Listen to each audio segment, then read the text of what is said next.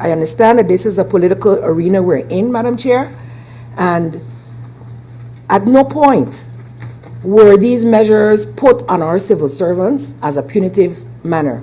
At the end of the day, just like in your household budget, if you only have X amount of money, you can only pay X amount of bills, and you usually would have to make payment arrangements for the rest, or cut something that is unnecessary. Now, we definitely didn't think it was necessary to cut our civil servants, but these were conditions laid upon us in order to survive. We were at the end of our financial rope in December of 2020. Too often people forget that because now we're almost back to normal. But back then, things were dire within the finances of government, and there was no guarantee that we would be able to pay even the January salaries.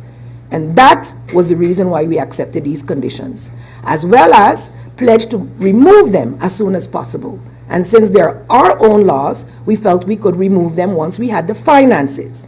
We've proven that we have the finances to pay the vacation pay this year, and that is what we did. And now this piece of legislation goes to ratify that decision. I thank the members of Parliament for your attendance to this meeting, as well as for your debate in this discussion, and I look forward to your vote at the end of this meeting. Thank you, Madam.